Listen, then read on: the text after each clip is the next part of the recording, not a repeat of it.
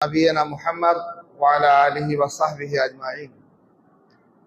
أعوذ بالله من الشيطان الرجيم. بسم الله الرحمن الرحيم. يا أيها الذين آمنوا اتقوا الله حق تقاته ولا تموتن إلا وأنتم مسلمون. يا أيها الناس اتقوا ربكم الذي خلقكم من نفس واحدة وخلق منها زوجها وبث منهما رجالا كثيرا ونساء واتقوا الله الذي تساءلون به والأرحام إن الله كان عليكم رقيبا. يا أيها الذين آمنوا اتقوا الله وقولوا قولا سديدا يصلح لكم أعمالكم ويغفر لكم ذنوبكم ومن يطع الله ورسوله فقد فاز فوزا عظيما.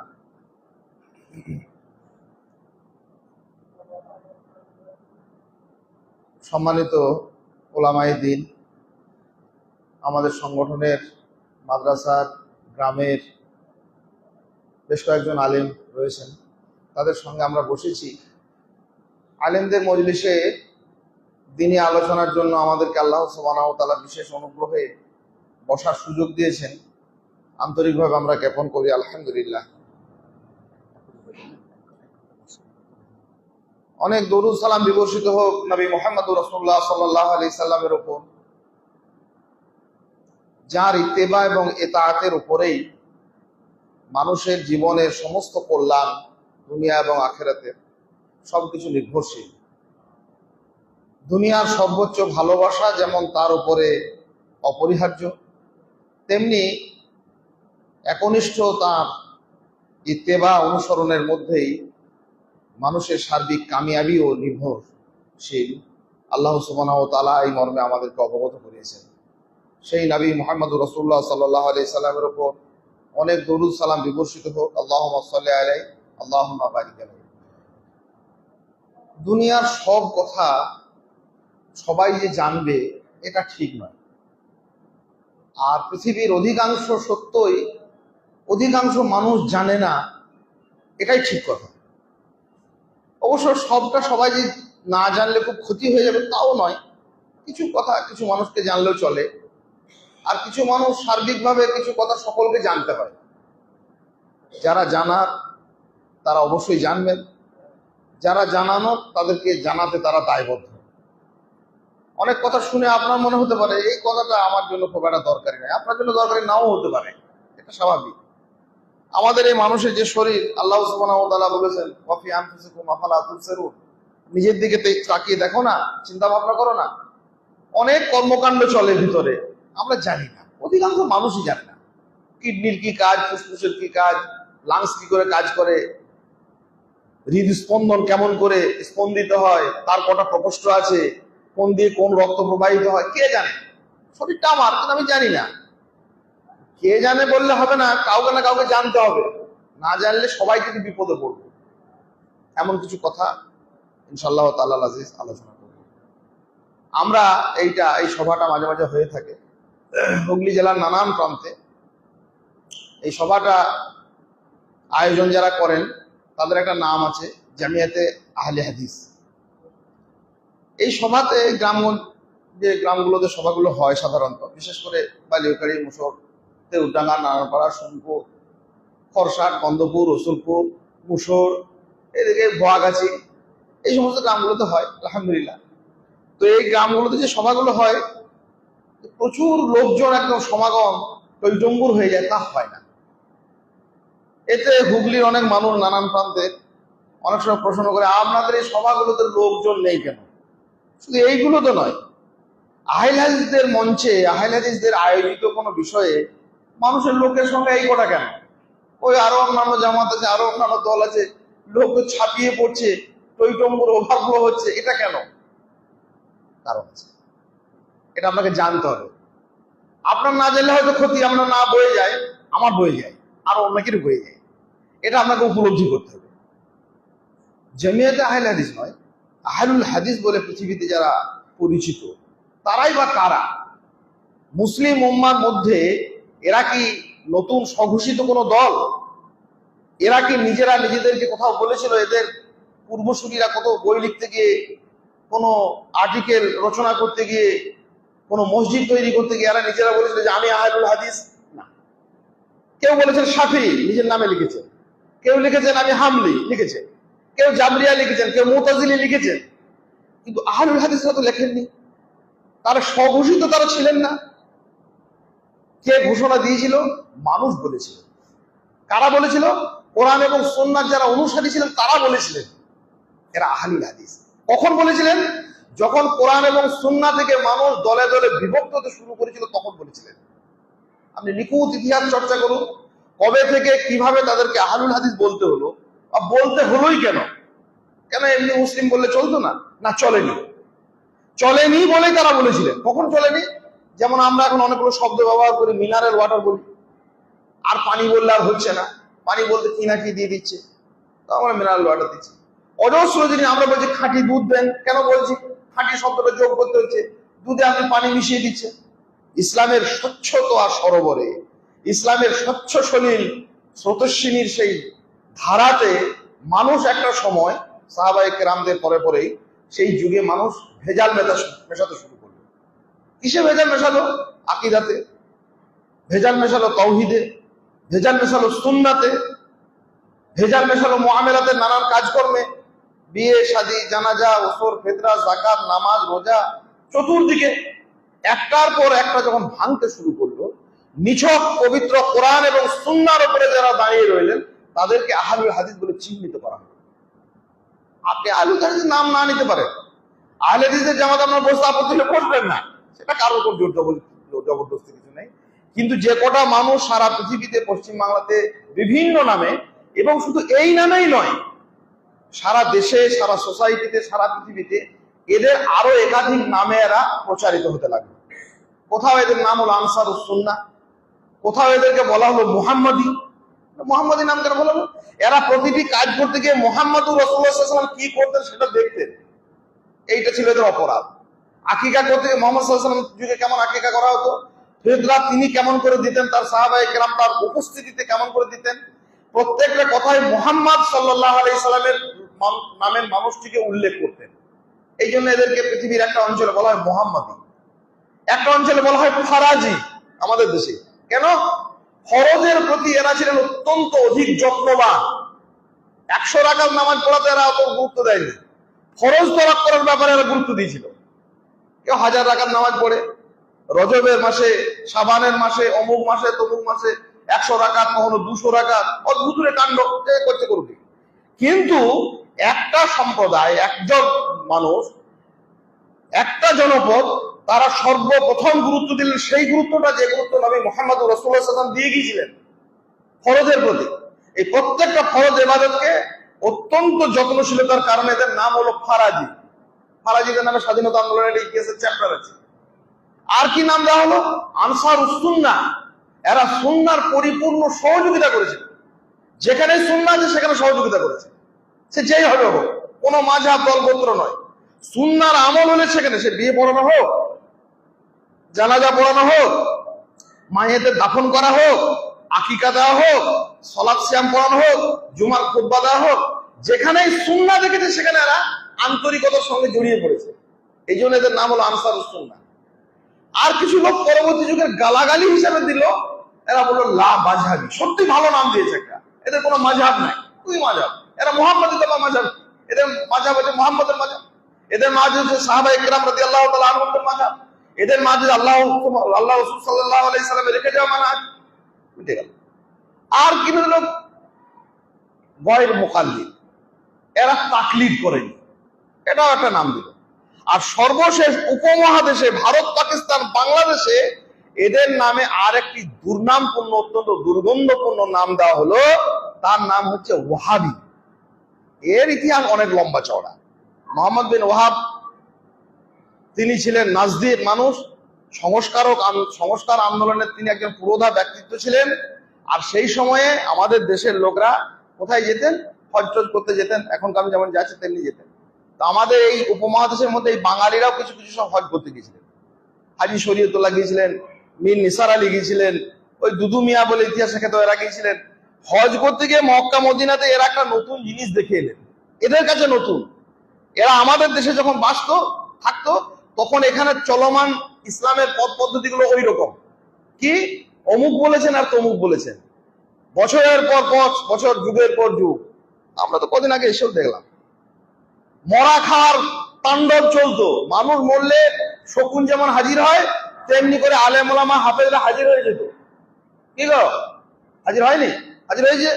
কেন হাজির হয়েছে? খতম করতে হবে, এই পড়াতে হবে, ওই পড়াতে হবে, অমুক করতে হবে, রেওয়াজ, রেশমের রেওয়াজ আছে। এই তাণ্ডবের বিরুদ্ধে ওরা মক্কা মদিনাতে ওনারা গিয়ে দেখলেন এখানে তো আজীব একটা ইসলাম রয়েছে। এই ইসলামটা হচ্ছে কাল আল্লাহ কাল রাসূলুল্লাহ, দুটি কথা বলেন। আল্লাহ সুবহানাহু ওয়া তাআলা বলেছেন, মুহাম্মদুর রাসূলুল্লাহ সাল্লাল্লাহু আলাইহি ওয়াসাল্লাম বলেছেন। সেইটাকে তারা নিয়ে এলেন। নিয়ে এসে নানান দেশে দেশে, দাঁড়ে দাঁড়ে, মানুষের ঘরে ঘরে তারা প্রচার করতে লাগলেন যে ইসলাম হচ্ছে এইটাই, আল্লাহ সুবহানাহু ওয়া তাআলা বলেছেন, রাসূলুল্লাহ সাল্লাল্লাহু আলাইহি ওয়াসাল্লাম বলেছেন। এইভাবে সালাত আদায় করতে হয়, এইভাবে সিয়াম পালন করতে হয়, এভাবে নামাজের ওয়াক্ত নির্ধারণ করতে হয়, এইভাবে বাতিলকে অপনোদন করতে হয়, এইভাবে হক মানতে হয়। এইবারে এই আন্দোলন, তারা সংস্কার আন্দোলন শুরু করলেন। আর সেই সময় জালেম ইংরেজরা আমাদের দেশে শাসন করছে। তো ইংরেজদের বিরুদ্ধে তাদের স্বাধীনতা আন্দোলন, তার পিছপা ছিলেন না, তার স্বাধীনতা আন্দোলনও করলেন। স্বাধীনতা আন্দোলন করছে বলে ইংরেজরা এদের বিরুদ্ধে তোপ দাগার জন্য বিস্তীর্ণ সংখ্যক মুসলিমদেরকে এদের বিরুদ্ধে লেলিয়ে দিল। আর বিস্তীর্ণ সংখ্যক মুসলিম যারা শিরক বিদআতের ওই পঙ্কিল জলাশয়ে নিমজ্জিত, তারা ভাবলো যে এরা তো ভারী কঠিন কথা বলছে, এরা তো দাড়ি রাখা ছাড়া, দাড়ি রাখাটাকে ওয়াজিব মনে করে। আর অন্যান্য ভাইরা কি মনে করে না মনে করে তারাই জানে। সেই জন্য মীর নিসার আলীকে দাড়ির নামে ট্যাক্স বসেছিল, তখন তিনি বলেছিলেন যে মাসে ট্যাক্স দিতে হবে, কিন্তু দাড়ি তো কাটা যাবে না, দাড়ি কাটা তো হারাম কাজ, সাংঘাতিক ব্যাপার। তারা প্রত্যেকটা গুরুত্বপূর্ণ কাজকে এরা খুব গুরুত্বের সঙ্গে পালন করে। সেই জন্য বেদাতিরা করলো কি, এদের বেদাতিরাও সাহায্য করলো, আর জালেম ইংরেজরাও সাহায্য করলো। একসঙ্গে যৌথভাবে পীড়ন শুরু করলে, এদের নাম দিল ওয়াহাবি। সেই জন্য ভারতবর্ষের ইতিহাসের একদম জাজ্জল্য প্রমাণ আছে। গালিব সাহেব এসে দেখিয়েছিলেন যে আহলে হাদিস সারা ভারতের মাটিতে, উপমহাদেশে যেখানে যেখানে আছে, খুব জলা জঙ্গল, নদী, চট্টগ্রামের দুর্ভেদ্য পার্বত্য অঞ্চল, ওই সোনাই নদীর 2 তীর, সুন্দরবনের একবারে দক্ষিণ কালাবগি, এই সমস্ত জায়গাগুলো, বড় বড় প্রপার সিটি জায়গাগুলোতে, একদম মেন কলকাতাতে, মেন বাঁকুড়াতে, পুরুলিয়াতে, মেদিনীপুরে, বড় বড় যেখানে রাস্তাঘাট ভালো, মানে জনগণের যোগাযোগের ব্যবস্থা আছে, সেখানে আহলে হাদিসরা নেই। গালিব সাহেবকে প্রশ্ন করা হয়েছিল, সারা পৃথিবীর বড় বড় ওলামারা প্রশ্ন করেছে এটা কেন হয়েছে উপমহাদেশে। হয়েছিল এই জন্য, বেঈমান ইংরেজ সরকার এদের নামে ওয়াজাবুল কতল, হত্যা ওয়াজিব এদের উপরে, এই ফতোয়া দিয়েছিল। আর এই ফতোয়াতে সাক্ষ্য দিয়েছিল সমস্ত বিদাতিরা। সেই জন্য এরা প্রাণের ভয়ে নদীতে, পাহাড়ে, কন্দরে, যেখানে সেখানে লুকিয়ে বেড়াতো। গালিব সাহেব এসেছিলেন দক্ষিণ কালাবগি, এক জায়গাতে মাগরিবের সালাত আদায় করছেন, গায়রিল মাগদুবি আলাইহিম ওয়ালাদ-দাল্লিন, আমিন। ইহুদিরা দুটো জিনিসের বিরোধিতা করে মুসলমানদের। ইহুদিরা দুটি জিনিসের সব থেকে বেশি বিরোধিতা করে মুসলমানদের। একটা হচ্ছে জোরে আমিন বলা, আর একটা প্রকাশ্যে সালাম দেওয়া, আসসালামু আলাইকুম রাহমাতুল্লাহ। এই কথা মুমিনরা বলতেন। নবী মুহাম্মদ রাসূলুল্লাহ সাল্লাল্লাহু আলাইহি ওয়াসাল্লাম বলেছেন, জিবরিল আমিন জোরে বলেছেন, সমস্ত ফেরেশতারা বলেছেন, মুহাম্মদুর রাসূলুল্লাহ সাল্লাল্লাহু আলাইহি ওয়াসাল্লাম যখন মেরাজে গিয়েছিলেন তখন বলেছিলেন। ইহুদিরা কিন্তু এইটাতে খুব রাগ হয় ওদের, মানে একে অপরের সালাম দিলে ওদের খুব কষ্ট হয়। আর গায়রিল মাগদুবি আলাইহিম ওয়ালাদ-দাল্লিন, এই কথা বলার পর আমিন বললে ওদের গা জ্বলে যায়। আহলে হাদিসরা তো ওইসব ইহুদি খ্রিস্টানদের সব কথা শুনবে না, এই জন্য আমিন বলেছেন জোরে। গালিব সাহেবরা গিয়ে বললেন, কি ব্যাপার, তোমরা এসব আমিন জোরে বলছিস কেন, এসব কোথায় শিখলে তোমরা? বলে আমাদের বাপ দাদারা ছিল আহলুল হাদিস, তো এখানে কি মরতে এলে তোমরা? ডাঙ্গায় বাঘ, পানিতে কুমির, সুন্দরবনের এই কোথা দক্ষিণ কালাবগিতে কি মরতে তোমাদের এসছে? বললো ভাই, আমরা এসেছি আমাদের বাপ দাদাদের ইতিহাস শোনা। ইংরেজ যখন আমাদেরকে এভাবে দেশ ছাড়া করার চক্রান্ত করেছিল, তখন আমরা প্রাণের ভয়ে লুকিয়ে বেড়াতাম। সেই জন্য আহলে হাদিসদের ঠাঁই হয়েছিল ওই সমস্ত দুর্ভেদ্য জায়গাগুলোতে। খুব জাকজমক বলা, চকচকে ঝকঝকে জায়গাতে এদের কোনো কালে ঠাঁই হয়নি। নিরন্তর এই প্রপাগান্ডা চলতে লাগলো, কোরআন এবং সুন্নাহকে আঁকড়ে ধরে থাকার তীব্র আকুতি নিয়ে। দেশ ভাগ হয়ে গেল, সে এক কেলেঙ্কারির কথা। বহু আহলে হাদিস ওলামারা বিভিন্ন জায়গাতে সব ছড়িয়ে ছিটিয়ে বললেন। শিরকের শিখণ্ডি আবার বাংলার মাটিতে, বিশেষ করে একদম, মানে কি বলবো, যাকে বলে আদা জল খেয়ে নেমে পড়া, সেই রকম ভাবে শিরকের প্রপাগান্ডায় আবার জর্জরিত হয়ে লাগলো। আবার আহলুল হাদিসরা চিরকাল তারা কাজ করেছেন, সেইভাবেই কাজ করেছেন। বাংলা বিভিন্ন জায়গাতে তারা ছুটে বেড়ালেন, শিরক করো না, বেদাত করো না, এই ধরনের খানা করো না, ওই ধরনের খানা করো না।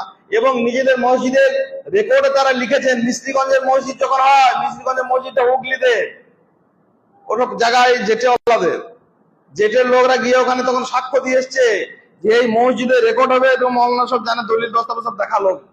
দলিলে লেখা হয়েছিল যে আমরা আহলুল হাদিস, আমরা গায়রিল মাগদুবি আলাইহিম ওয়ালাদ দাল্লিন করে জোরে আমিন বলি, আমরা রফুল ইয়াদান করে এতটা হাত তুলি, মরার পর আমরা কোনো খতম নজর নিয়াজ এসব করি না, ওই সমস্ত রেশমি রেওয়াজ বেদাত আমরা পালন করি না।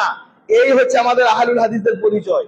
দলিলে ব্রিটিশ পিরিয়ড রেজিস্টারে লেখা হয়েছে বললে এখন মসজিদে পেয়েছে আবার। কেন ভয় লাগছে? এখন মনে হচ্ছে আমাদের জামাতে কটা লোক রয়েছে না, আমাদেরকে শেষ করে কিসের ভয় রয়েছে? যেদিন এ জাতি বাদশাহী সহ সবকিছু দিতে বিসর্জন, চলেছিল যেন অজ্ঞাত সারে কাতাল গাহেতে করিয়াপন, তৌহিদের হায়ে চিরসেবক ভুলে গিয়েছিল সে তাকবীর, দুর্গা নামের কাছাকাছি গিয়ে দরগায় গিয়ে লোটাতো শির। আমাদের দরগা ছিল না, লোক তো কমবেই, দরগা পুজো তো করতে পারেনি, কারো তো বয়ে যায় না, যেখানে পারবে মাথা ঠুকবে। কিন্তু তৌহিদের হায়ে চিরসেবক ভুলে গিয়েছিল সে তাকবীর, দুর্গা নামের কাছাকাছি গিয়ে দরগায় গিয়ে লোটাতো শির। ওদের যেমন রামনারায়ণ, এদের ছিল বাতিল পীর, ওদের চাল ও কলার সঙ্গে মিশে গিয়েছিল এদের ক্ষীর। অতীত যুগের বৌদ্ধ দ্রাবিড় শক হুন্দের পথ ধরি, অর্ধ জাহান কবজকারীরা চলেছিল কুচকাওয়াজ করি। এমন সময় ভারতের সেই মুসলিমদের মরণ ক্ষণে জেগে উঠেছিল আহলে হাদিস, আল্লাহ পাকের আশিস শোনে। আহলে হাদিস জেগে উঠেছিল, তারা বললেন শিরক বিদআত করে আল্লাহর কাছে নাজাত পাওয়া যাবে না, দুনিয়ার সমস্ত ইবাদত ভস্মীভূত হয়ে যাবে, পণ্ড হয়ে যাবে, আর বেদাত করলে তার আমল গ্রহণযোগ্য হবে না। তাহলে কি করতে হবে? কোরআন এবং সুন্নাহর পথে মানুষকে চলতে হবে। বাংলা ভাগ হয়ে পরে, অনেক পরে আস্তে আস্তে যখন দেখলো মানুষ যে এটা কিছু করতে হবে, দিকে দিকে আহলে হাদিস সংস্কারকরা কাজ করলেন। মাওলানা আবু তাহের বর্ধমানী বলে একজন মানুষ ছিলেন, হুগলির চারপাশে নানান জায়গাতে এই সমস্ত দরগা, এই সমস্ত মাজার, এই সমস্ত রেশমি রেওয়াজ, এই সমস্ত মরার পরে, জানাজার পরে, অমুকের পরে, তমুকের পরে নানান বেদাত দেখে আবু তাহের বর্ধমানী এই সমস্ত গ্রামের যারা সেদিনের মানুষ ছিলেন বড় বড়, তাদেরকে নিয়ে এখানে একটা মাদ্রাসাও করেছিলেন বাড়ি বাড়ি, এখনো রয়েছে মাদ্রাসাটা আলহামদুলিল্লাহ। এইভাবে কোরআন এবং সুন্নাহর অনুসারীরা যুগে যুগে কাজ করেছেন, আপনাদের কাছেও করেছেন। আজকে 2-4-5টা লোক দেখে ভয় পাওয়ার বা শঙ্কিত হওয়ার কোনো কারণ নেই। নবী মুহাম্মদ রাসূলুল্লাহ সাল্লাল্লাহু আলাইহি সাল্লাম বলেছেন, ইসলাম শুরু হয়েছিল অল্প কটা লোক দিয়ে, শেষ হয়ে যাবে অল্প কটা লোক দিয়ে। ফাতুবা লিল গুরাবা আল্লাযীনা ইউসলিহুনা ইযা ফাসাদান নাস। কিন্তু মানুষ যখন ফাসাদে বিবর্ণ হয়ে যাবে, ফাসাদে কি হচ্ছে? ফাসাদ হচ্ছে আপনার তো কিছু বয়ে যাবে না, আপনি কিছু জানেন না, না জানেন না, আপনার না বইতে, আমার তো বয়ে যাবে। আমি এক জায়গায় জানাজা পড়তে গেছি, আল্লাহু আকবার, আল্লাহু আকবার, আল্লাহু আকবার, আপনি 4 বার পড়ে চলে গেলেন, আমার সূরা ফাতিহা পড়তে হবে, আমাকে জানাজা দোয়া পড়তে হবে, আপনার তো না পড়লে চলবে মশাই, আমার তো বয়ে যায়, আপনার না বলছেন, আপনি জানেন না দোয়া, তা আপনি পড়ে চলে গেলেন। কিন্তু আমার তো অসুবিধা হয়ে গেল, আমি বলতে গেলাম, একা হয়ে গেলাম, লোক সংখ্যা কমে গেল। আমি কারো বিরোধিতা করতে চাইনি, কিন্তু আমার জানাজাতে আমাকে পড়তে সুযোগ দিতে হবে। আমি যখন পড়াচ্ছি তখন আপনার সুযোগ পেলেন, আপনি চুপ করে বসে থাকুন, আপনার হলো না হলো ফতোয়া দেবেন, মহল্লা পড়া লোক, মুগনি পড়া লোক। কিন্তু আমার কথা হচ্ছে আমার জায়গাটা তো আমাকে ঠিক বানাতে হবে, তা আমি পড়তে পেলাম না, কি করে হলো?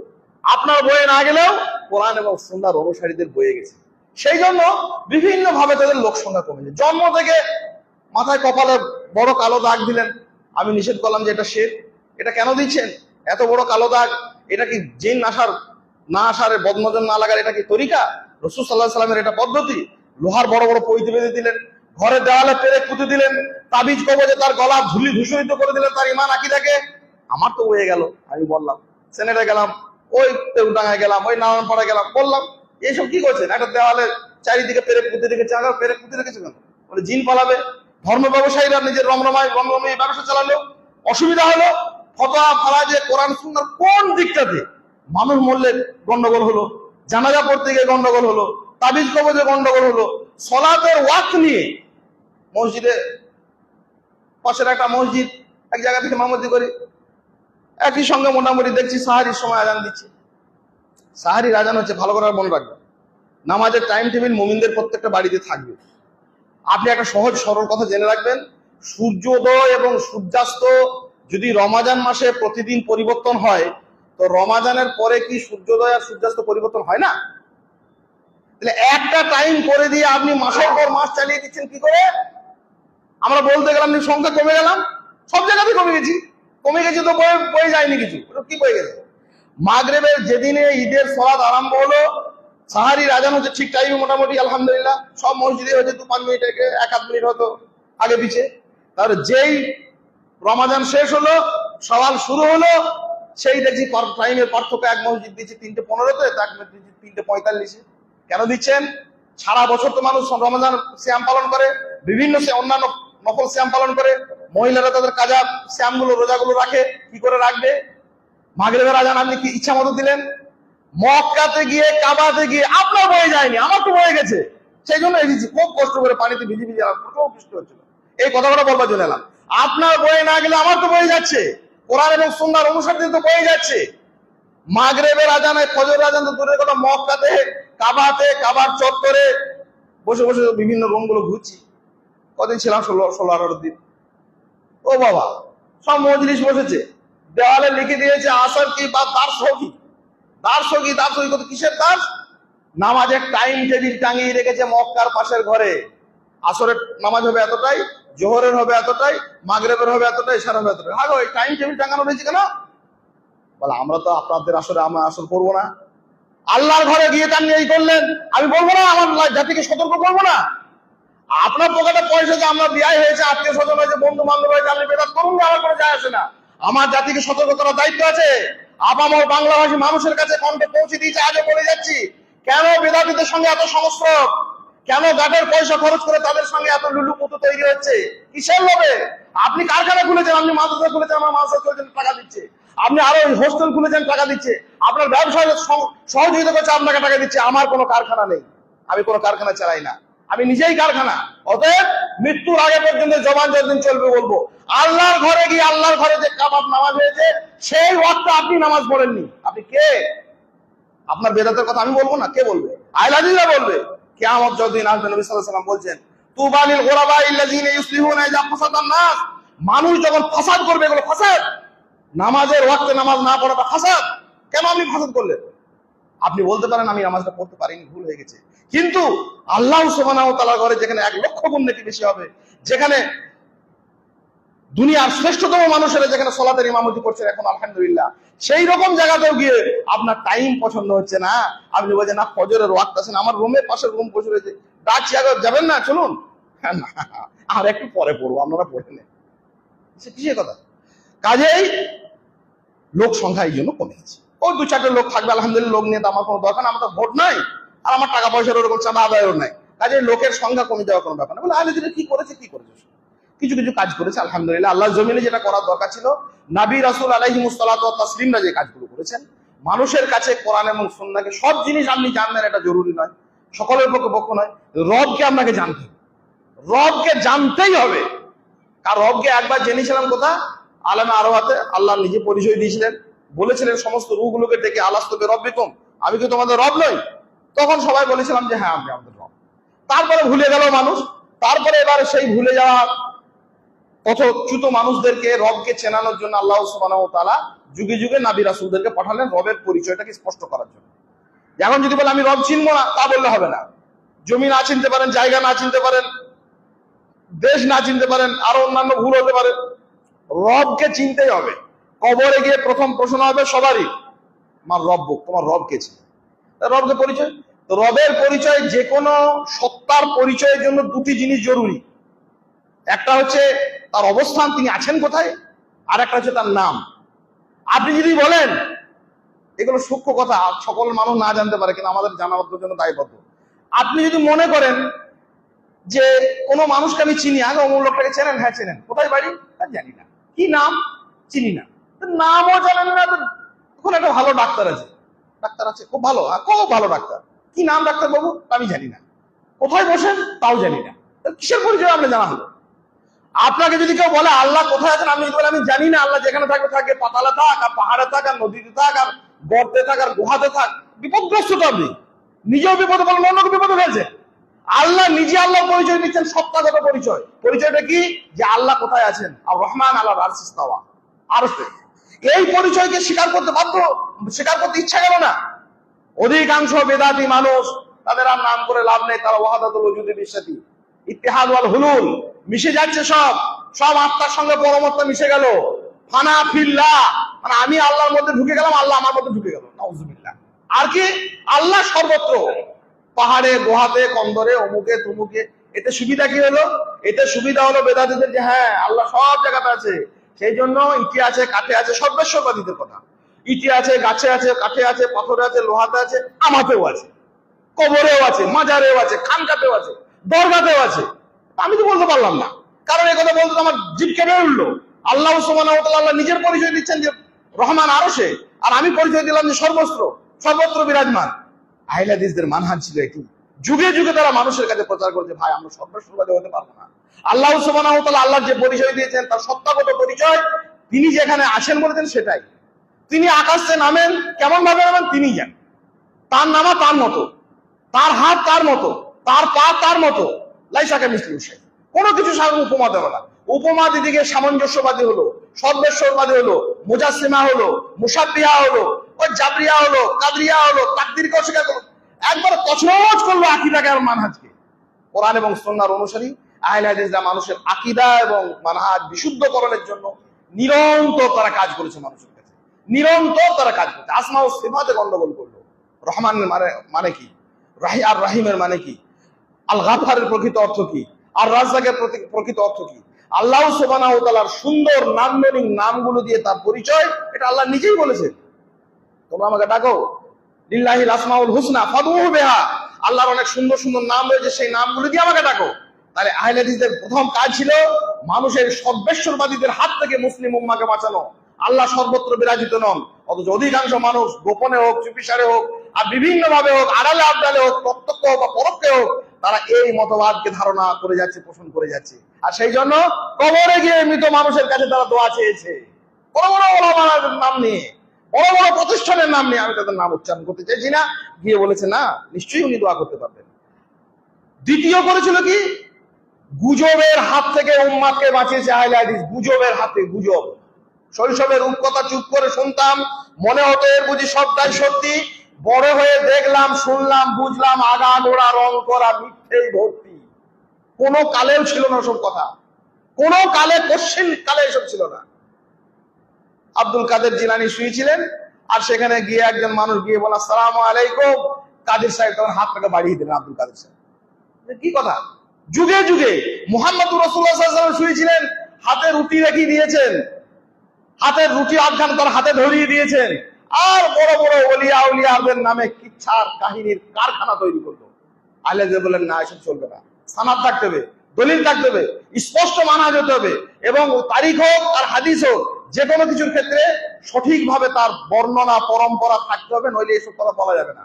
এসব কথা বিশ্বাসযোগ্য নয়। এসব কিসের কথা? নিরন্তর গল্প আর কাহিনীতে মানুষকে মাতিয়ে দিল, যুগের পর যুগ গল্প আর গল্প, কাহিনী আর কাহিনী। বাগানে গেল একদল মানুষ, দিনের প্রচারে শুয়ে পড়লো। তখন কি মাস? ওই আশ্বিন মাস। তো বলছে বাগানটা কেমন সুন্দর লাগছে। হুজুর বলছে বাগানটা কেমন সুন্দর লাগছে, মুরিদরা বলছে খুব সুন্দর লাগছে।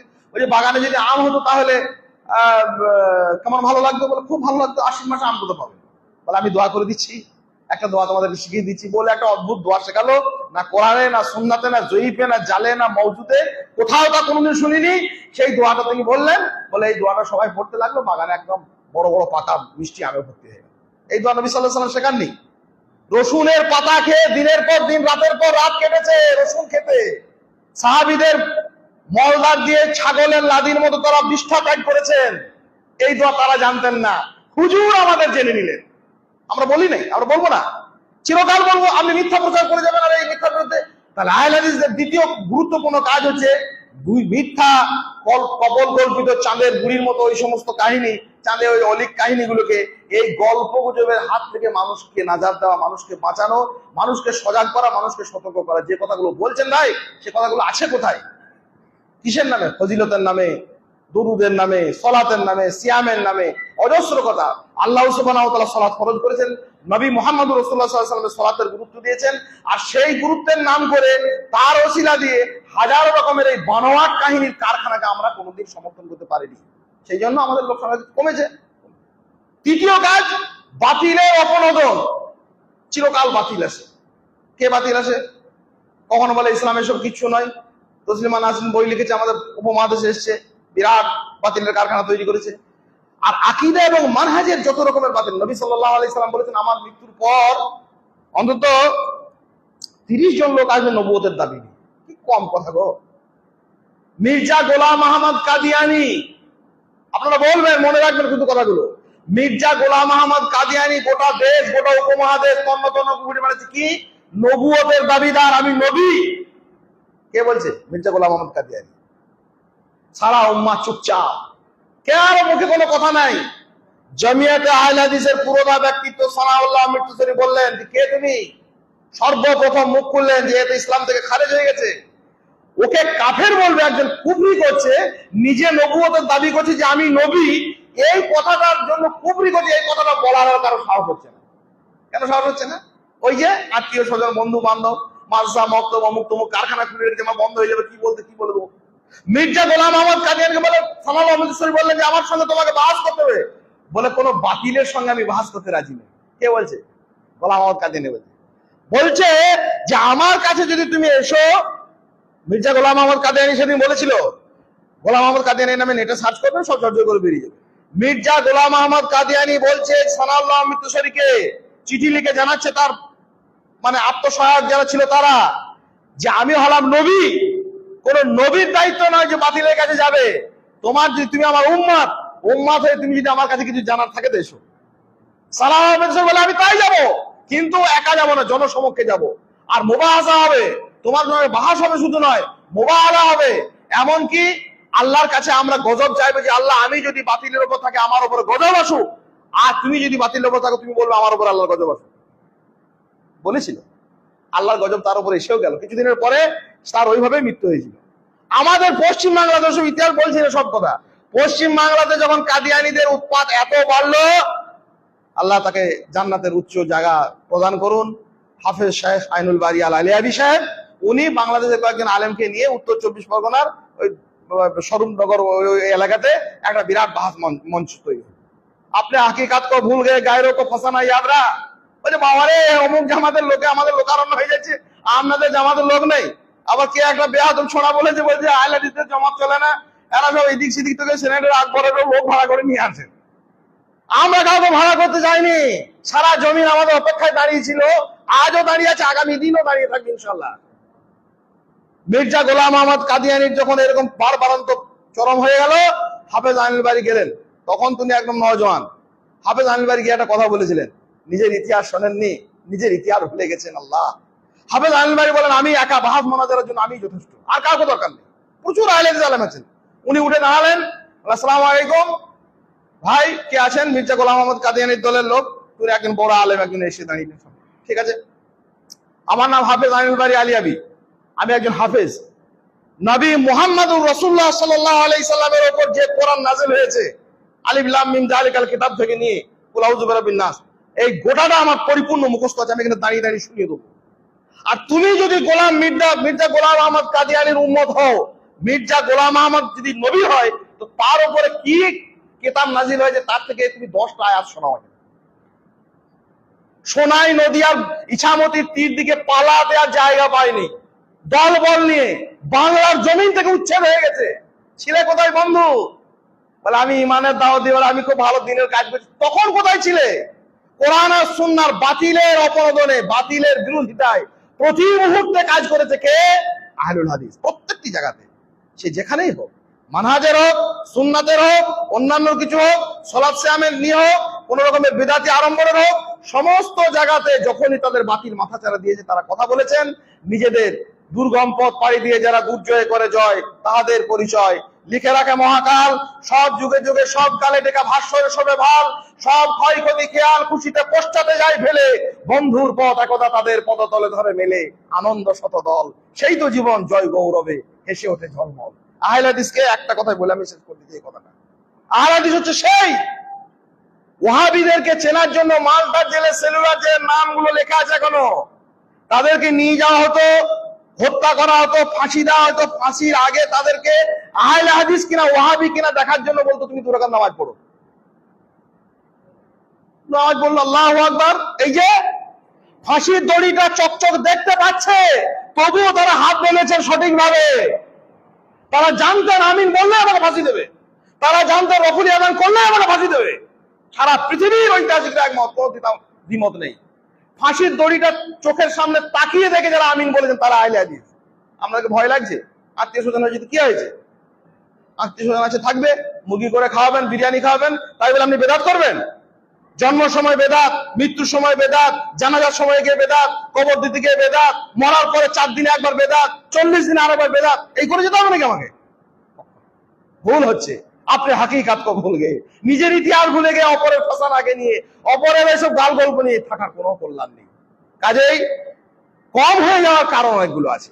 বহু কারণে মানুষ যুগে যুগে কমে গেছে। কোরআন এবং সুন্নাহর অনুসারীদের মানহাজের স্পষ্টতা যখন তাদের কাছে প্রকাশ পেয়েছে, বিভিন্ন ভাবে তাদের সংখ্যা কমে গেছে। তারা বিভিন্ন জায়গাতে বিভিন্ন কষ্টের এবং বিভিন্ন সমালোচনার, বিভিন্ন কি বলবো প্রতিবাদ প্রতিরোধে তাদেরকে সম্মুখীন হতে হয়েছে। যেমন সেই ব্রিটিশদের পিরিয়ডে হয়েছে, দেশভাগের পরে যেমন হয়েছে, আজও তেমনি হচ্ছে, আগামী দিনে হবে। সমস্ত কিছুর ক্ষেত্রে সুদকে, ঘুষকে, জায়েজকে, না জায়েজ। একজন মাওলানা, এসব কথাগুলো না বললে আপনাদের কাছে, এই এলাকার একজন বিশিষ্ট শিক্ষক, তিনি এলেন আমাদের মাদ্রাসাতে, বালুরঘাটিতে তখন থাকতাম।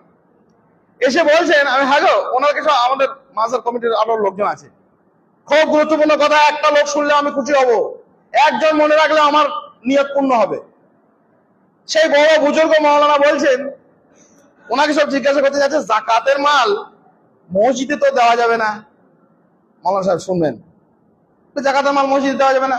না, জাকাতের মাল তো মসজিদে দেওয়া যাবে না, মসজিদের সম্মান করতে হবে। তখন উনি বলছেন, না, ফিকের মাসলা আছে, ওটা দেওয়া যাবে। কি কথা বলছেন গো, কি করে যাবে? বলে, মনে করো আমি 50,000 টাকা মসজিদে দেওয়ার ইচ্ছা করছি জাকাতের মাল, ওই 50,000 টাকা আমি একজনকে দান করে দিলাম। তাকে বললাম এই শর্তে যে ভাই, তোমাকে একটা গ্রাম গরিব মানুষ, তুমি জাকাতের মালের হকদার, তুমি মসজিদে ওটা দিয়ে দেবে, চলবে? একটা সাধারণ মস্তিষ্ক কি বলে, চিটিংবাজি আল্লাহর সঙ্গে চলে? আমি মৌলানা, আপনি বলে, আরে বাবা তোরা বুঝবি না, এরকম করলে আর দিন চলবে না, তুই তো গাড়ি করতে কি হলো? আমরা তো আমাদের বয়ে গেছে, আমাদের গায়ে লাগে, আমরা পারিনি তো। বলো না এরকম কত চলবে না, কে শেখালো আপনাকে? বিয়ে করে বউটাকে নিয়ে গেল, একটা শর্ত দিয়ে বললো আমার স্ত্রীকে 2 মাস রাখো, তারপর আমি তালাক দিয়ে দেবো, তারপর তুমি তালাক দিয়ে দেবে, এই হিলা বিবাহ। কি মানতে পারবেন? মানতে পারিনি বলে লোক সংখ্যা কমে গেছে তো বয়ে গেছে। ওসব কথার কথা নয়। কথা হচ্ছে আলহামদুলিল্লাহ আল্লাহর জমিনে কোরআন এবং সুন্নাহর অনুসারীরা আছেন, থাকবেন, মৃত্যু কিয়ামত পর্যন্ত থাকবেন। নবী সাল্লাল্লাহু আলাইহি ওয়াসাল্লাম বলেছেন, তুবালিল গুরাবা আল্লাযিনা ইসলিহুনা ইযা ফাসাদান নাস। মানুষ যখন বিপন্ন হয়ে যাবে ফাসাদে, এক শ্রেণীর মানুষ, তারা খুব কম সংখ্যক। নবী মুহাম্মদ রাসূলুল্লাহ সাল্লাল্লাহু আলাইহি ওয়াসাল্লাম বললেন, তারা যে গরীব এবং খুব কম সংখ্যক একদল মানুষ, তারা মাথা তুলে কথা বলবেন কোরআন এবং সুন্নাহর কথা। আল্লাহ আপনাদেরকে আহলে হাদিস এখনো রেখেছেন। আহলে হাদিস মসজিদ, আহলে হাদিস মাদ্রাসা, আহলে হাদিস মক্তব, খানকা এখনো রয়েছে। আহলে হাদিসের চর্চা রয়েছে, সঠিক মানহাজের দিকে মানুষকে তারা ডাকছেন। আমরা বলতে পারিনি, আমাদের লোক সংখ্যা কমার বহু কারণ। আমরা গেছি, ভাই কি করে নামাজ পড়বো আপনাদের সঙ্গে? ভাই তুমি তোমার মতো নামাজ পড়ো, আমি আমার মতো পড়ি। ইন্না লিল্লাহি ওয়া ইন্না ইলাইহি রাজিউন। নবী মুহাম্মদ রাসূলুল্লাহ সাল্লাল্লাহু আলাইহি ওয়াসাল্লাম সাল্লু কামা রাআইতুমুনি উসাল্লি, আমি যেমন করে পড়ছি, আমাকে যেমন করে পড়তে দেখেছি, তোমাকে ওই রকম করেই পড়তে হবে। আর উনি বলছেন তুমি তোমার মতো পড়ো, আমি আমার মতো পড়ি, তাহলে তার দলের সঙ্গে তো পারবেই। সবাই বললে ঠিক আছে, আমি যেমন করে পারি পড়বো, তুমি যেমন করে পারো পড়ো। কিন্তু আমি তো এটা বলতে পারিনি, আমার ভাই নামাজ পড়তে ভুল করছে, আমি বলেছি ভাই এটা ভুল হচ্ছে, আমার লোক কমে গেছে, উজু করতে ভুল হচ্ছে, আমি বলেছি ভাই এটা সুন্নাত নয়, এটা সুন্নাতের পরিপন্থী, আমার লোক সঙ্গে কমে গেছে। আল্লাহ পাক রব্বুল আলামিনের কাছে দোয়া করি, আল্লাহ সুবহানাহু ওয়া তাআলা আমাদেরকে সঠিক পথের উপরে, কোন মানুষ কত সংখ্যক হচ্ছে, কার কত আড়ম্বর, কার কত মানে বৈষয়িক, কার কত সামাজিক প্রভাব প্রতিপত্তি, ওসব দেখে লাভ নাই। দুনিয়া কদিনে চলে যাবে, আখেরাতে আমাদেরকে হিসাব দিতে হবে এবং নিজের হিসাব নিজেকেই দিতে হবে। এ ব্যাপারে আমরা সজাগ হই এবং সতর্ক হই। সর্বোপরি আল্লাহ সুবহানাহু ওয়া তাআলা স্পষ্ট করেছে, মাই তুতি আকতার মান ফিল আরদ, জমিনে অধিকাংশ মানুষের যদি তোমরা অনুসরণ করো, লাযিল্লুকা আন সাবিলিল্লাহ, আল্লাহর পথ থেকে তোমাদেরকে ভটকে দেবে। অধিকাংশের উপরে কোনো দলিল কায়েম হয় না, বহু মানুষ করছে, এটা কোনো দলিল নয়। কাজেই নিজেদের এই কোরআন এবং সুন্নাহর উপরে, বিশেষ করে আমাদের পূর্বসূরি যারা সালাফরা ছিলেন, কোরআন সুন্নাহর উপরে জিয়াল মাকদিসি বলে একজন ঐতিহাসিক ছিলেন, সিন্ধু নদের তীরে তীরে তিনি ভ্রমণ করতেন। তার নিজের ভ্রমণ কাহিনী লিখে গেছেন জিয়াল মাকদিসি, যে একদল মানুষ এখানে এসেছিল, কোথা থেকে? মধ্যপ্রাচ্য থেকে, আরব থেকে। আর সেখানে এসে তারা কোরআন এবং সুন্নাহ, আল্লাহ বলেছেন, আল্লাহ রাসূল বলেছেন, এই কথা প্রচার করতো। হুম ইউকালু আহলুল হাদিস, তাদেরকে বলা হতো আহলে হাদিস। তারা নিজেরা বলতে আসেনি, তাদেরকে লোকে বলতেন। এদের অজস্র পরিচয়, অসংখ্য ইতিহাস সারা দেশের কোনায় কোনায় ছড়িয়ে আছে, আমাদের পর্যন্ত পৌঁছেছে। এটা আল্লাহর কাছে বিশেষ শুকরিয়া। আপনারা যারা এখনো রয়েছেন, বয়স্ক মানুষ, প্রবীণ মানুষ, সচেতন মানুষ, তারা নিজেদের মানহাজকে, নিজেদের কোরআন এবং সুন্নাহর অনুসারী ভাইদেরকে সজাগ করুন, সতর্ক করুন। আর বেদাতি কাজে আল্লাহ পাক রব্বুল আলামিন স্পষ্ট করেছেন, তাআওয়ানু আলাল বিররি ওয়াত তাকওয়া ওয়ালা তাআওয়ানু আলাল ইসমি ওয়াল উদওয়ান ওয়াত্তাকুল্লাহ। আল্লাহকে ভয় করো, ইন্নাল্লাহা শাদীদুল ইকাব, আল্লাহ নিশ্চয়ই কঠিন কঠোর শাস্তিদাতা। এই কথা বলার আগে আল্লাহ বলছেন তাআওয়ানু আলাল বিররি ওয়াত তাকওয়া, যেখানে কল্যাণ আছে, তাকওয়ার কাজ আছে, সঠিক পথ, সেই পথে তোমরা সহযোগিতা করো। ওয়ালা তাআওয়ানু আলাল ইসমি ওয়াল উদওয়ান, পাপাচারের কাজে আর সীমা লঙ্ঘনের কাজে তোমরা সাহায্য করো না।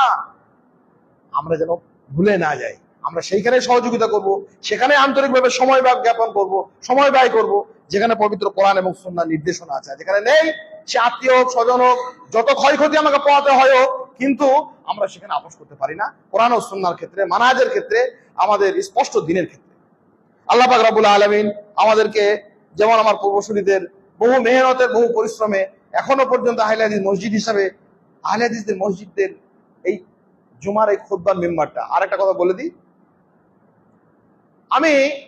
আমার বাপও আহলে হাদিস ছিল, মোটামুটি দাদাও ছিল, দাদুর বাপও ছিল, আরো কয়েক পুরুষ ছিল। আমার দাদির বাপ এসেছিল একটা অন্য জায়গা থেকে, আমাদের গায়ে এসেছিল, ঘর জামাই নিয়ে এসেছে। আমার দাদির বাপ আমার দাদুকে নিয়ে এসেছিল। দাদাকে নিয়ে আসার কারণ ছিল, আমাদের গায়ে তখন, আমাদের নিজেদের গ্রামটা তখন 4-5 বেদাতিতে ভর্তি। কোরবানি হলে গোশটা ওই 1 হাঁড়ি মাংস রান্না করে, একটা বড় নিম গাছে, আম গাছ ছিল, সেইখানে দিয়ে আসতো, তারপর মাংসটা খেতো। আকিকা হলে 1 হাঁড়ি মাংস রান্না করতো, আর সেই গাছটা গোড়াতে সব সিঁদুর লাগানো থাকতো। আমার দাদির বাপ বলে, এসব শীত বেদাত সাংঘাতিক ব্যাপার, এ গায়ে থাকা যাবে না। আমার দাদির মা বলেছিলেন যে না থাকলে তো সব বরবাদ হয়ে যাবে, তা কি করা যায়। একটা অন্য গ্রামে, আহলে হাদিস গ্রামের একজন মহানাকে নিয়ে এসে আমার দাদির সঙ্গে বিয়ে দিয়ে গায়ে রেখেছে। সেই জন্য ওই পূর্বসূরীদের কাছ থেকে কিছু কথা শুনেছি, গুরুত্বপূর্ণ কথা মনে রাখেন। আহলে হাদিস জামাতে আহলে হাদিস ভাইরাও শিক্ষিত লোক, জ্ঞানী লোক, বুদ্ধিমান লোক, মাস্টার মশাই মানুষ, ডাক্তার বাবু মানুষ, আরো কিছু, নিজের বাড়ির পাশে আহলে হাদিস মসজিদটাকে ছেড়ে দিয়ে অন্য মসজিদে যায়। কেন যায় জানেন? তাদেরকে ডেকে বলেছি, গোটা পশ্চিম বাংলা তন্ন তন্ন করে ঘোরা লোক আমি, তাদেরকে ডেকেও বলেছি, ভাই আপনি কেন যান? আপনি নিজেও হয়তো জানেন না, খানিকটা আপনার অবচেতনে জানা আছে, কিন্তু আপনি কেন যান আমি জানি। কি আপনি আমার অন্তরের মালিক? না, অন্তরের মালিক হওয়ার দরকার নাই। ডাক্তার জানে, এই গ্রামে একটা লোকের পা ভেঙে গেছিল, চন্দননগরে একটা ডাক্তার কাছে দেখা দিয়েছিলাম, ওনার মেয়ে ছেলে দুজনে মিলে। দেখো চন্দননগরের ডাক্তারটা কি নাম মনে নাই, হাড়ের অর্থোপেডিক খুব বড় সার্জেন। উনি ঘুরিয়ে যাচ্ছেন ওই যার পা ভেঙে গেছে, আর ডাক্তার ওই দূর থেকে বলছে, কি হয়েছে তোর, ছুটে আয়, ও পা ঘুরিয়ে যাক, আমি আবার ব্যান্ডেজ করে দেবো। মজার কথা, লোকটা হাঁটতে পারছে না, হাঁটতে পারছে না, ওর পায়ে কত ব্যথা, ওর থেকে আমি বেশি জানি, নাহলে ডাক্তারি করা আমার নিষিদ্ধ কাজ হয়ে যাবে। ডাক্তার ছিল, কনফিডেন্স আছে। ডাক্তার বলেছিলেন একটা কথা, বলে শোনো, ওর পায়ে কতটা ব্যথা ওর থেকে আমি বেশি উপলব্ধি করি, আমি সারা জীবন এই কাজ করছি, ও ভয়ে ওরকম করছে, কিছু হয়নি, ওর পাশে রেখেছে। আর সত্যি ওই কথা শুনে লোকটা হেঁটে হেঁটে চলে গেল। শোনেন, আমি বললাম, ভাই আপনি কেন মসজিদে যাচ্ছেন আমি জানি, আহলে হাদিস মসজিদে একটা বিপদ আছে। আহলে হাদিসের মিম্বারটা হচ্ছে মারাত্মক জায়গা। এইখানে আহলে হাদিসের কিছু মৌলবি উঠে যায়, আমি একটা ডাক্তার মানুষ, একটা মাস্টার মানুষ, এত বড় ব্যবসাদার মানুষ, আর আমার বিরুদ্ধে কথা বলে দিচ্ছে। আমার মুখে দাড়ি নেই, অথবা আমি নামাজ পড়ি না, আমার বাড়িতে পর্দা নেই, আমার বাড়িতে সুদ আছে, আর এই নিরন্তর একবার ঝেড়ে বাংলাতেও লাগালো বক্তব্য। এইটা শুনতে বড় কষ্ট লাগে, 8 ঘন্টা বসে বসে, আর ওখানে গেলে চুপ করে বসে থাকতে হয়, কোনো ঝামেলা নাই, ঝঞ্ঝাট নেই। আপনি ঝঞ্ঝাট মুক্ত হওয়ার জন্য কিন্তু আরো বড় ঝঞ্ঝাট বাড়িয়ে দিয়েছে। কি ভুল করছেন? নিজেকে ঝঞ্ঝাট মুক্ত করার জন্য এইসব বলছে 8 ঘন্টা ধরে বসে থাকা। ইলামবাজারের একজন মাস্টারমশাই ছিল, সারা জীবনে আহলে হাদিস বাড়ির লোক, আহলে হাদিস মসজিদে নামাজ পড়তে যেত না। আর আপনি কেন যান না ওটা জানি, কারণ হচ্ছে এইটাই যে আমার সামনে এখন বলে দেবে এই করো সেই করো, এসব ফতোয়া ফারাজ শুনতে ভালো লাগে না, জিকিরের কথা শুনতে ভালো লাগে, আর পূর্বসূরীদের ওলিয়া উলিয়াদের কাহিনী শুনতে ভালো লাগে। ছোট শিশুদের রাক্ষসের গল্প বলবেন, খুব খুশি। রাক্ষসের মতো গল্প আমার মনে হয়, শিশু মনস্তত্ব নিয়ে আমার ভাবতে কি খুব অবাক লাগে। রাক্ষসের গল্প শুনে ভয়ে আমাদের ছোট ছোট ভাই পাশে 2-3টে জড়িয়ে ধরবে গলা, আর বলবে তুমি রাক্ষসের গল্পটা বলো তো। আর আরে রাক্ষসের গল্প ভয় লাগছে না, কত মজা পাচ্ছে। আবার যখন অবাক পড়াতে যাবেন না, তখনও বেগর ভাই করবে। আহলে হাদিসের কাছে আছে শিক্ষার কথা, দার্সের কথা, মানহাজের কথা, কিভাবে সালাত আদায় করতে হবে, কিভাবে সিয়াম পালন করতে হবে, দোয়া মুখস্থ করতে হবে, এইটা হারাম, এটা হালাল, এটা জায়েজ, এটা না জায়েজ, এটা শিরক, এটা বেদাত। সেই জন্য ভালো লাগেনি। আর জিকিরের ওই খোকসের গল্প, ওই শৈশবে রূপকথা চুপ করে শুনতাম, রূপকথা শুনতে ভালো লাগেছে বলে আপনি শুনেছেন?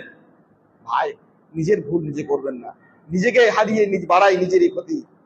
তাই অসহ্য লাগে আত্মবিস্মৃতি। অন্ধ হলে কি প্রলয় বন্ধ থাকে? নিজেকে এড়িয়ে বাড়াই নিজেরই ক্ষতি, ভ্রান্তি বিলাস সাজে না দুর্বিপাকে। কবি খুব সুন্দর কথা বলেছেন। এই অসহ্য লাগে এগুলো।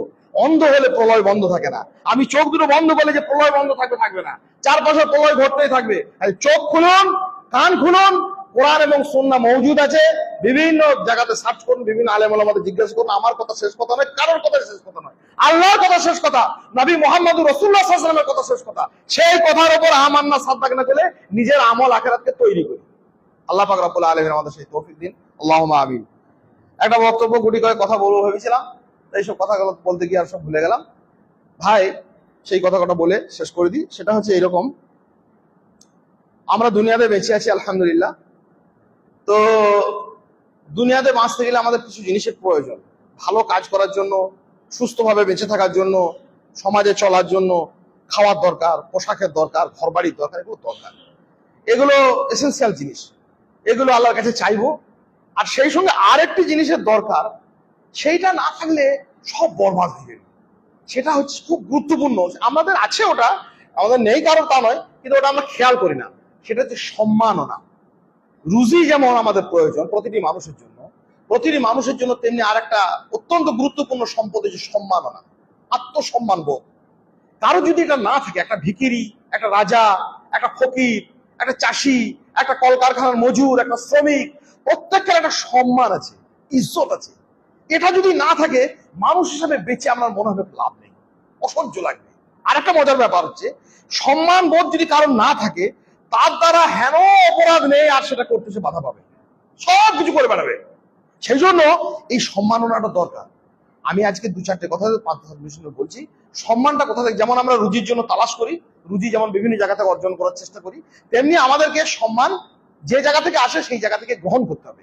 যদি নিজের আত্মসম্মান বোধ আমাদের হারিয়ে যায়, তাহলে না সলাদ, না সিয়াম, না আকীদা, না মানা, কিছুই আর থাকবে না। এই সম্মাননাটা আল্লাহ প্রদত্ত। পবিত্র কোরআনে আল্লাহ সুবহানাহু ওয়া তাআলা বলছেন, সম্মান যেখান থেকে না পায় না। পৃথিবীতে মানুষ সম্মান বলে আরেকটা জিনিসকে ভুল করে। একটা ইনকাম ট্যাক্সের অফিসার, বিরাট বস, তাকে সবাই সম্মান করে, কিন্তু সে নিজেও জানে যে এটা সম্মান নয়। সম্মান হচ্ছে দু রকমের, একটা হচ্ছে জাগতিক মানুষের তৈরি কিন্তু সম্মান, ওটাকে সম্মান বলে না, ওটা ভয়ে করে। বিরাট একজন দোর্দণ্ড প্রতাপ একজন শাসক, সবাই হুজুর হুজুর করছে, শাসক গলায় গিয়ে মালা দিচ্ছে, শাসককে জানে যে একটা ন্যাংটা রাজা, এ আমাদের শেষ করে দিল দেশকে, তবুও সে রাজা রাজা হুজুর হুজুর করছে। কেন করছে? ভয়ে করছে। এটা সম্মান নয়।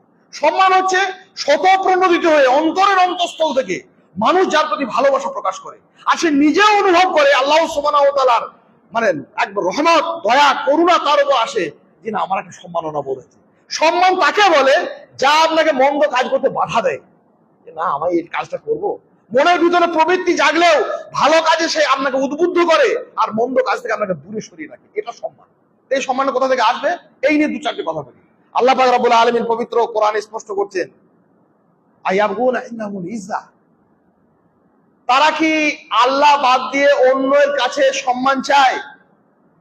সম্মান কেবলমাত্র আল্লাহর কাছেই, কেবলমাত্র আল্লাহ সুবহানাহু ওয়া তাআলার কাছেই, আর কারো কাছেই। আমরা অনেক সময় সম্মাননার জন্য বহু কিছু চেষ্টা করি, মনে করি টাকা পয়সা উপার্জন করে পাবো, শিক্ষা দীক্ষা অর্জন করে পাবো, আলেম ওলামা হয়ে পাবো, বক্তব্য রেখে পাবো, কিছুতে পাওয়া যাবে না। সম্মান দেন আল্লাহ, সম্মানের সম্পূর্ণ মালিকানা হচ্ছে আল্লাহ সুবহানাহু ওয়া তাআলা। পবিত্র কোরআনে আল্লাহ সুবহানাহু ওয়া তাআলা একাধিক জায়গাতে এই কথাগুলি স্পষ্ট করেছেন, যে ইজ্জত হচ্ছে, সম্মান হচ্ছে শুধুমাত্র আল্লাহর জন্য, শুধুমাত্র আল্লাহর কাছ থেকে আসে, শুধুমাত্র আল্লাহ সুবহানাহু ওয়া তাআলাই তার মালিক। কাজে কোনোভাবে আমরা আল্লাহ বাদ দিয়ে অন্য জায়গাতে সম্মাননা পাবো, এটা আমাদের ভাবনা যেন না থাকে। গুরুত্বপূর্ণ একটা বিষয়। সম্মাননার জন্য গুটি কয়েক কাজ আমরা করব, এই কথা বলার জন্য বিশেষ করে আমি এই সময়টা ব্যয় করছি। একটা কাজ হচ্ছে, প্রথম কাজ, বেশি বেশি করে ইমানের দাস নেওয়া, ইমানের পাঠ নেওয়া। পবিত্র কোরআনে আল্লাহ সুবহানাহু ওয়া তাআলা বলেছেন যে যারা কোরআন তেলাওয়াত ইন্নামাল মুমিনুনা আল্লাযীনা ইযা যুকিরাল্লাহু ওয়াজিলাত কুলুবুহুম ওয়া ইযা তুলিয়াত আলাইহিম যাদাতহুম ঈমান ওয়া আলা রাব্বিহিম ইয়াতাওয়াক্কালুন আল্লাযীনা ইউকিমুনাস সালাতা ওয়া মিম্মা রাযাকনাহুম ইউনফিকুন উলাইকা হুমুল মুমিনুনা হাক্কান লাহুম দারাজাতুন ইনদা রাব্বিহিম ওয়া মাগফিরাতুন ওয়া রিজকুন কারীম। তাদের জন্য রয়েছে ইজ্জত, অনেক সম্মান। কারা?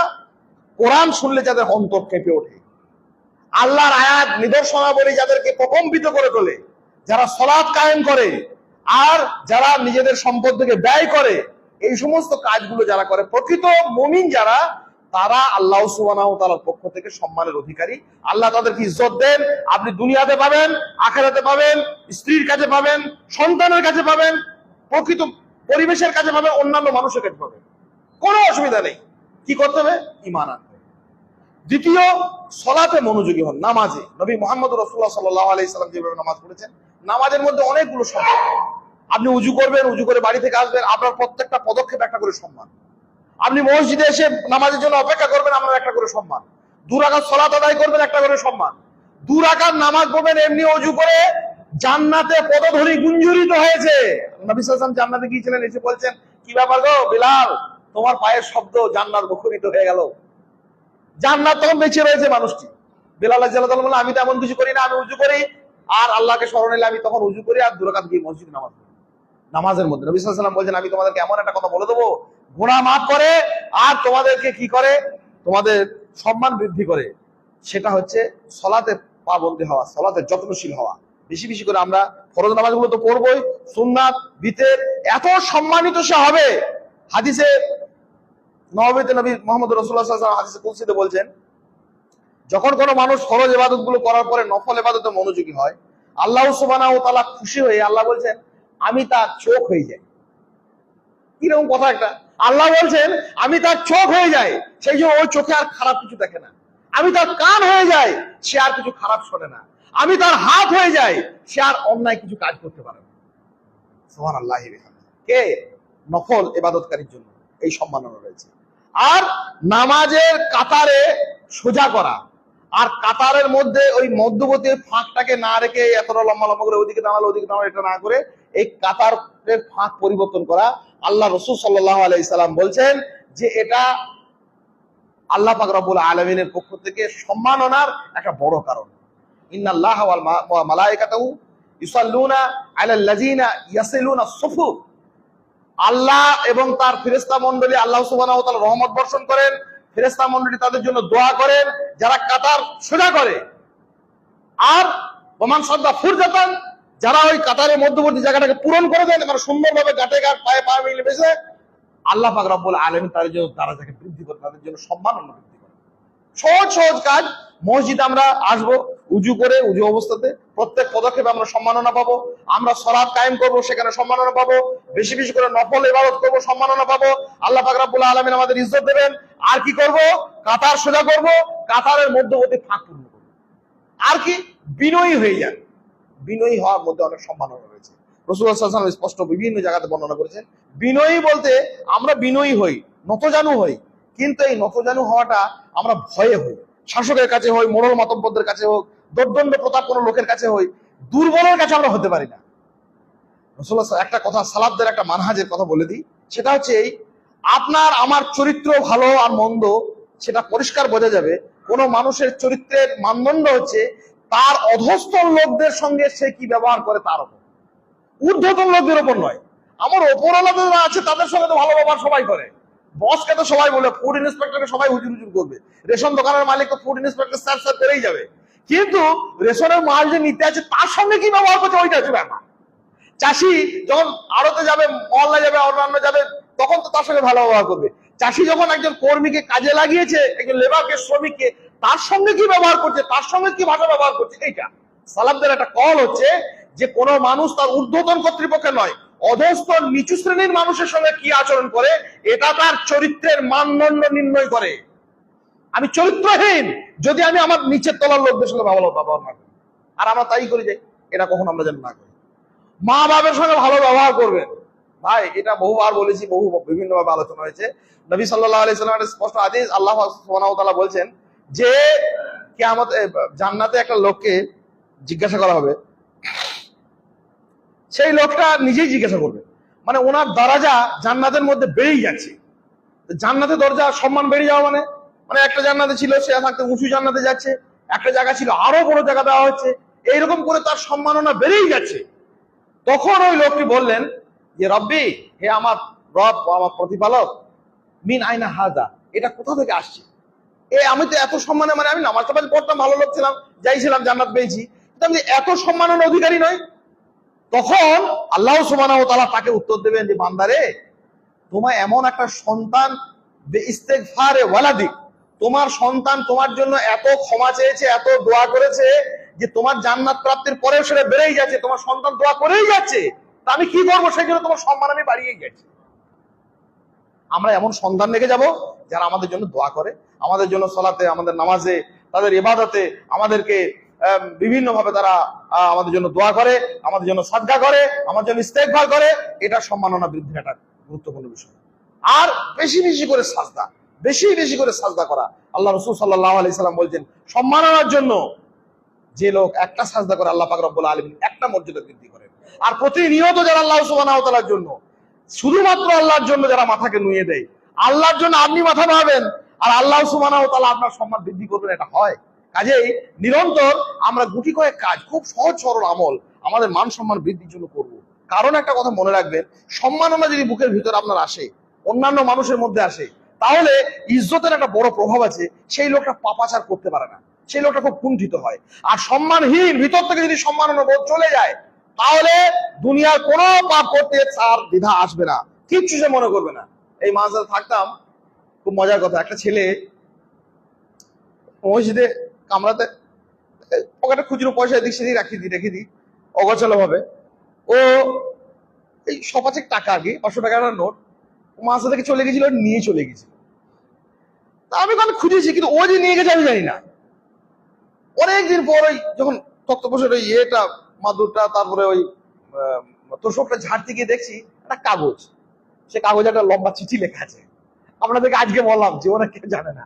যাই হোক, সেই চিঠিতে লিখেছে যে মাস্টারজি, আমার প্রচন্ড দরকার ছিল, আমি প্রচন্ড অভাব বোধ করছিলাম, আমার বাড়ি থেকে পয়সা আসেনি, আর মাছ থেকে চলে গিয়ে আমি একটা বড় মাছ সাথে ভর্তি হচ্ছি, তো আপনার এই টাকাটা নিলাম, আপনাকে চাইতেও পারলাম না, অন্যায় ভাবেই নিলাম, আমাকে ক্ষমা করবেন। চলে গেল। টাকা আলহামদুলিল্লাহ, সে বড় আলেম হয়েছে, দিনের দায়ী হয়েছে। ঝাড়খণ্ডে কিছুদিন আগে, কয়েক বছর আগে একটা প্রোগ্রামে গেছি। এইবারে আমার দ্বিধাদ্বন্দ্ব যে আচ্ছা ওই কথাটা আমি ভুলে গেছি, ওটা আমার মনে নেই। তো ওর একটা সঙ্গী, এর সঙ্গে দেখা হলো, সে কথা বলছি উনি একটা জায়গাতে আছেন, আলহামদুলিল্লাহ দাওয়াতের কাজ করেন, বড় আলেম, ভালো পরেজগার মুত্তাকি, আর ওর সঙ্গে একটু দেখা করবো। বলছে লজ্জাতে আয়রা এখানে আসেনি, সেই কথাটার জন্য দ্বিধায় লজ্জায় আসেনি। তা আমার চোখ দিয়ে পানি এলো যে দুনিয়ার লক্ষ লক্ষ কোটি কোটি টাকা লোকে তসরুপ করলো, নিজের ভাইয়ের, নিজের সম্পদের, নিজের শ্বশুরের, নিজের ভাসুরের চুরি করে দুনিয়া শেষ করে দিল, তাদের লজ্জা হয় না? তো 500 টাকা নিজের কোন কালের কথা, ওসব কথা ভুলে গেছি। তারপরে এত দ্বিধা, এত সংকোচ, আর একটা ছেলেকে দিয়ে 500 টাকা আমাকে দিয়ে পাঠিয়েছে। যাকে ওটা নেই নিয়ে বাড়িতে গেলাম, দেখা করলাম। সম্মাননা হচ্ছে খুব গুরুত্বপূর্ণ বিষয়। সেই জন্য নিজের মধ্যে সম্মাননা বৃদ্ধির জন্য, শুধুমাত্র এই জন্য যাতে করে ভালো কাজ আমরা বেশি বেশি করতে পারি, মন্দ কাজ থেকে দূরে থাকতে পারি, সঠিক মানহাজ, সঠিক দিন যাপন করতে পারি, তার জন্য একটা গুরুত্বপূর্ণ বিষয় হচ্ছে ইমানের পাঠ নেওয়া। ইমানের পাঠ বলতে আল্লাহ সুবহানাহু ওয়া তাআলা দুনিয়ার সর্বোন্নত নিয়ামত দিয়েছেন মানুষকে ইমানের। আর ইমান এলে মুমিনের মনে কত প্রশান্তি, ওরা তা কিভাবে করবে আজ, অবিশ্বাসের ছানি পড়া চোখ হিরে তো দেখে না, দেখেছে কাজ। ইমান আনলে আপনি মনের মধ্যে আনন্দ, এক অদ্ভুত আনন্দের, অদ্ভুত সম্মাননা বোধে আপনি সবসময় তৃপ্ত থাকবেন, সবসময় আনন্দ মুখরিত হয়ে থাকবে হৃদয়। যত ঝড় আসুক, ঝঞ্ঝা আসুক, ইব্রাহিম আলাইহিস সালামের মতো সে আগুনের সামনে দাঁড়িয়ে, মুসা আলাইহিস সালামের মতো সমুদ্র স্রোতের সামনে দাঁড়িয়ে, আইয়ুব আলাইহিস সালামের মতো রুগ্ন হয়ে, ইউনূস আলাইহিস সালামের মতো সমুদ্রের পানিতে ডুবে, প্রত্যেক মুহূর্তে আপনার মনের মধ্যে একটা আনন্দ উদযাপন হবে, আমি একটা সঠিক পথে আছি। এর নাম হচ্ছে ইমান। এই ইমান আমরা আনি। ইমানটা কিভাবে থাকবে? ইমানের পরিচর্যা করতে হবে, যত্ন করতে হবে। কারণ পৃথিবীটা এমন একটা জায়গা, কোনো জিনিস বিনা যত্নে ভালোভাবে থাকে না। ইমানের যত্ন কিভাবে করব? ওই বহুবার বলেছি, এই মুখটা আর হৃদয়টা আর কাজকর্মটা একরকম হবে। যে কথা ভাববো সেই কথাই বলবো, আর সেই কাজই করবো। মুখে বলবো আল্লাহু আকবার, আল্লাহ বড়, আর কাজে বলবো অন্য কিছু বড়, এটা হলে হবে না। মুখের কথা, হৃদয়ের ভাবনা, আর মানে লোকাচার কাজগুলো, এই কাজগুলো আমরা নিরন্তর সঠিক শুদ্ধ পথে করে যাব। আর ইমানের সঙ্গে সঙ্গে আমরা সালাতের প্রতি একটা মানুষ মনে রাখবেন, জীবনের কেন্দ্রবিন্দুতে যদি নামাজ থাকে, পরিবারে অনেক কিছুর অভাব আছে কিন্তু নামাজ আছে, আলহামদুলিল্লাহ আপনার পরিবারটা বেঁচে গেল। নবী সাল্লাল্লাহু আলাইহি সাল্লাম একটা মিনারে দাঁড়িয়ে বলেছিলেন, মদিনার একটা বাড়িতে পাথরের দেওয়ালের উপরে দাঁড়িয়ে, যে আমি ওই বাড়িতে ফিতনাগুলো দেখতে পাচ্ছি, যেমন মাওয়াকিল ফিতান, ফিতানের ফিতনা পতনের জায়গাগুলো দেখতে পাচ্ছি, কা মাওয়াকিল মাতার, যেমন করে বৃষ্টি পতনের জায়গাগুলো স্পষ্ট হয়ে যায়, কোন ফোটা ফোটা বৃষ্টি পড়লে যেমন সেই জায়গাগুলো দেখা যায়, তো তোমাদের বাড়িতে কোন কোন ফিতনা পড়ছে আমি দেখতে পাচ্ছি। ওটা সেই ফিতনাগুলো কি? সর্বোপরি ফিতনা হচ্ছে বাড়িতে নামাজ না থাকা। সবাই যত্নশীল হয়, সঠিক পদ্ধতিতে নবী সাল্লাল্লাহু আলাইহি সাল্লামের পদ্ধতি অনুযায়ী একটা করে নামাজ শিক্ষা বই কিনি। সুন্দর সুন্দর অনেক ভালো ভালো বই বেরিয়েছে। গালিব সাহেবের আছে, হাফেজ আমির বাড়ি সাহেব আছে, আব্দুল হামিদ মাদানির আছে, মুজাফফর বিন মহসিনের আছে, আব্দুর রাজ্জাক বিন ইউসুফের আছে, ভালো ভালো বই দু চারটে কিনি। দুনিয়াতে বহু কিছু তো কিনলাম, সুন্দরভাবে বাড়ির সব সদস্যরা নামাজ পড়ি। আপনার জীবনের কেন্দ্রবিন্দুতে সলাত এলো, আপনি জীবনের বহু অংশ পার হয়ে গেলেন আলহামদুলিল্লাহ। কিয়ামতের মাঠে আপনি বড় একটা সমস্যা থেকে বেঁচে গেলেন, সাকার নামের জাহান্নাম থেকে আপনি বেঁচে গেলেন। সাকারে যখনই ঢোকাতে যাবে, ফেরেশতারা বলবে কি ব্যাপার, কে তোমাদেরকে সাকারে ঢোকাচ্ছে? তখন তারা বলবে প্রথম কথা, ক্বালু লাম নাকু মিনাল মুসাল্লিন, আমরা নামাজি ছিলাম না।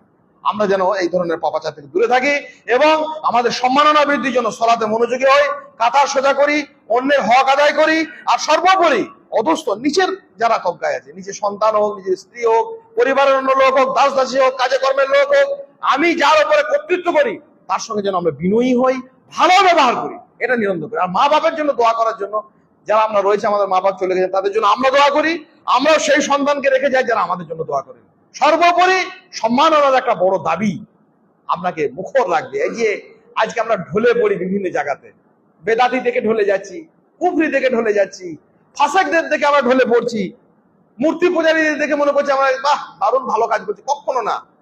মানুষ হতে মানুষ আসে, বিরুদ্ধতার ভিড় বাড়ায়।